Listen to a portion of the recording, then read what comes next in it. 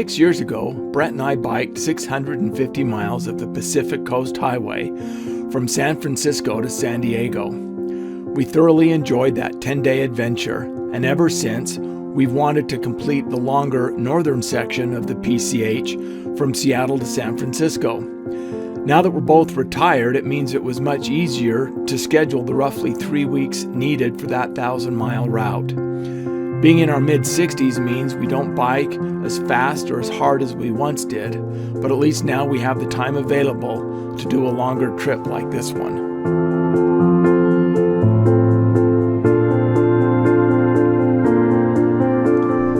We opted to begin in May for a couple of reasons. First, we wanted to avoid the busy summer season between Memorial and Labor Day. And second, we were hoping for Goldilocks weather. Not too hot, not too cold, and not too rainy. We also opted to drive to the start and from the finish point rather than fly. We decided that loading the bikes in the back of a rented minivan and driving the 12 to 14 hours each way was much less hassle and expense than breaking down, boxing, and reassembling the bikes for the flight and then having to do the same thing all over again for the return trip. After the drive to Seattle, we got a room for the night. The next morning, we dropped off the car at the airport and then biked 15 miles to the ferry terminal downtown. We took the ferry to Bremerton, where we picked up the PCH bike route and followed it south along the eastern portion of the Olympic Peninsula towards the Columbia River.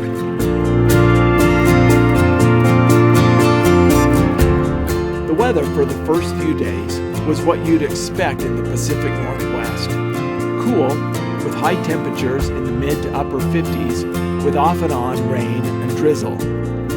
For this reason, we stayed in motels the first few nights in order to dry off, warm up, and clean the bikes. 3 events from these first few days stand out. First, when we started out the second morning, I made a mistake reading the route map, and we ended up backtracking the way we'd come the previous day. We rode 7 miles before we realized we were going the wrong direction and turned around. My navigational skills, or lack thereof, became a running joke between us for the rest of the trip. Second, we met Dylan, who was riding the same route and became our off and on riding companion for the next several days. And third, the morning of the 5th day, we were riding slowly along a quiet country road. We moved to the right to allow a car to pass. Brett moved just a bit too far right, and his wheels dropped off the abrupt edge of the asphalt onto the gravel shoulder, causing him to fall. The car passed without incident, but Brett landed hard against his handlebars and badly bruised his rib and scraped his arm. Thankfully, he was still able to ride, but his ribs remained painful for the rest of the trip. However, he was stoic about it. It also messed up his bike, and we ended up stopping at 3 different bike shops along the way to get it repaired and adjusted.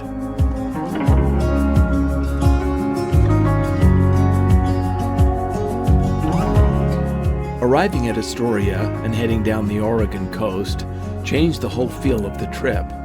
There's something enchanting about riding along with the ocean beside you, feeling the wind in our face and the smell of the ocean as we pedaled, being captivated by the landscape, the towering trees, the flowering shrubs, the flowing grasses, seeing the wildlife, and watching the waves crash against the rugged shore. This is what we came for.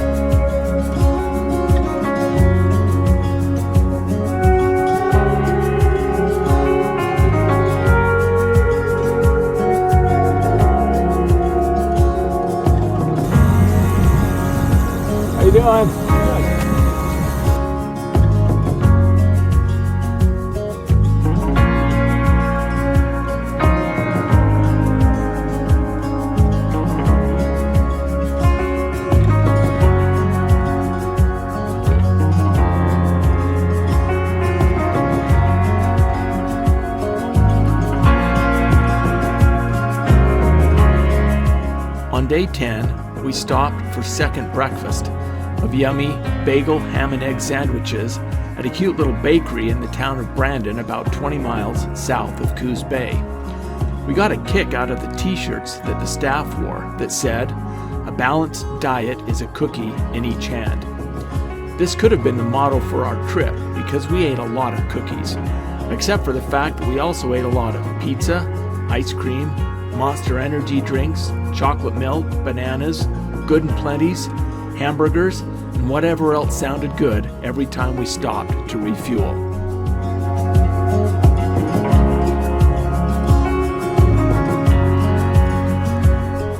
Toward the end of the day, we decided to push on past a nice state park and to continue another 8 miles to Arizona Beach, where our route map indicated we could camp. However, when we arrived, all we could see was a day use area with signs posted that said no camping. At this point, we were getting desperate to find a place for the night, so we continued to explore the area.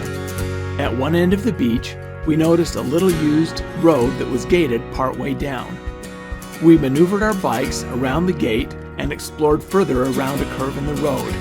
And there it was, the campsite we were looking for. It was pretty basic, just a big grassy area with some picnic tables, fire rings, and trash receptacles. But it was isolated, and we had the whole site to ourselves. And the best part? It was right on the beach. Once we got camp set up, we went out to the beach to take pictures and savor the beauty and solitude of our surroundings until sundown. This was by far our best campsite of the entire trip.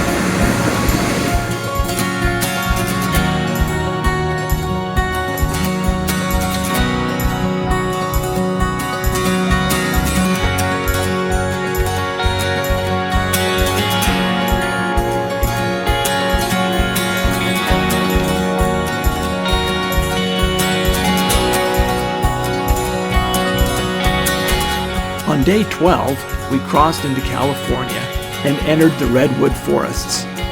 Experiencing the redwoods from our bikes was something we'd been looking forward to, and for the next several days, we were awestruck as we rode beneath and beside these silent giants.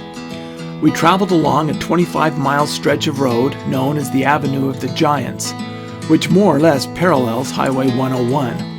The traffic was light and moved at a moderate pace on this quiet road, which made for a peaceful ride. We took time for lots of pictures and video as we made our way along the mostly flat, winding road, enjoying the cool shade and calm air that the massive trees provided. We rode slowly, savoring our time here, not wanting to rush past this verdant landscape.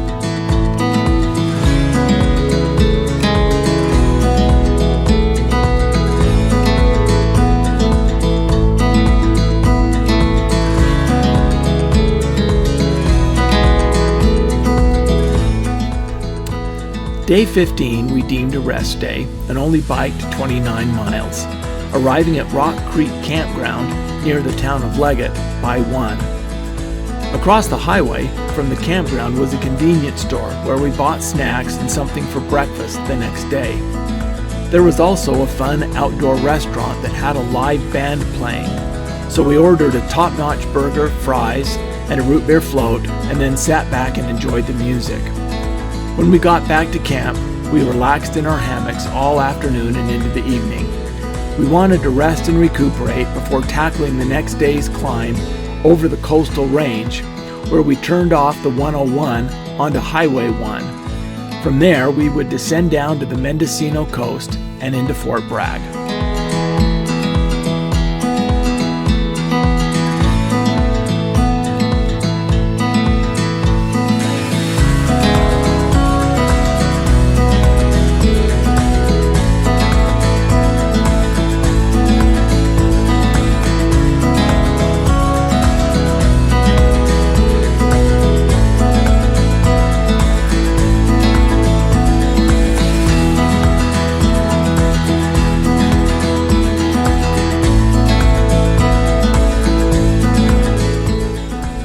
first couple days of the trip we didn't film much, but that wasn't because the ride wasn't any less scenic.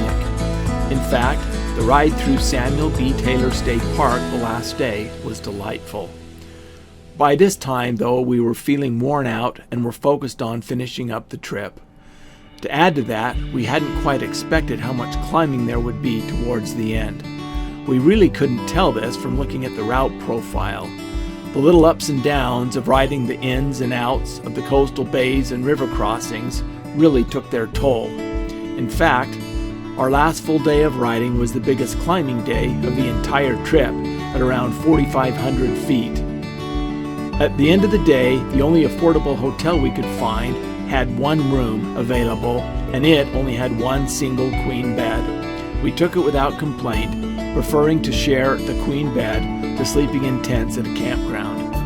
That final morning, we were on the road by 6:45. We pounded out the last 47 miles and arrived at the rental car place around noon. After getting the minivan and loading our bikes, we went in the restroom to change to our street clothes. We then grabbed a couple slices of pizza and some drinks at a 7-Eleven across the street and started the 12-hour drive home. And just like that, our 3-week adventure was finished. Would we do it again? Probably not. Are we glad we did it, and was it worth the effort? Absolutely, without a doubt.